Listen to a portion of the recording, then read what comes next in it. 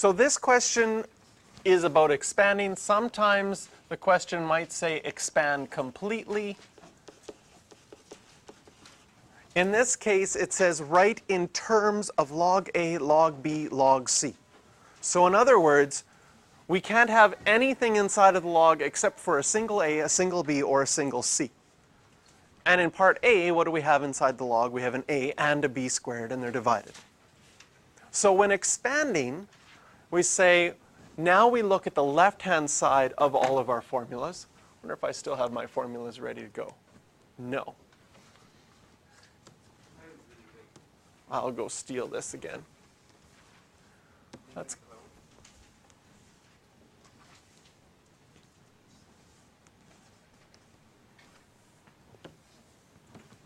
make them a little smaller. Oh, that's pretty perfect. Fits in there.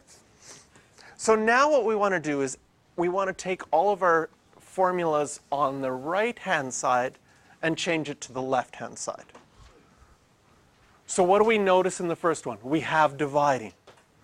Dividing inside of a logarithm means we can subtract. So in A, we can start by saying this is log A minus log B squared.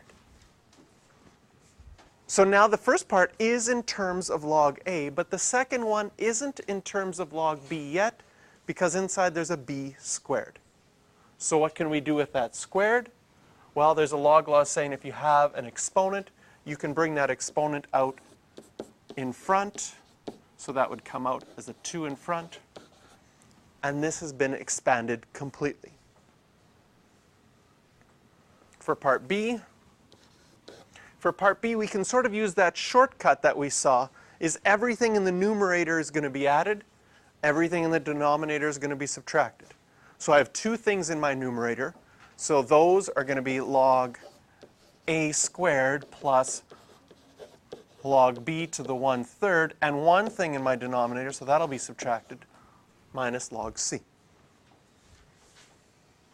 And then finally, all of those exponents can come out in front.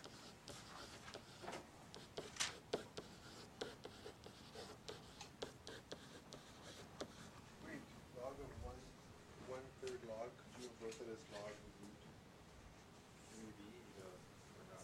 Well, this would be, the 1/3 would be a cube root of B, but we're trying to expand it completely and write it with just log A, log B, and log C. So when we combined things as a single log or simplified, we did the power rule first and then the adding and subtracting second. Now that we're expanding, we're sort of undoing that. Notice that we do the adding and subtracting rule first and then the power rule afterwards. Okay, I'm going to give you the questions, but we're going to do example 4 right away as well. So this one, our questions are 14, 16, and 15. So I actually want you to do them in that order.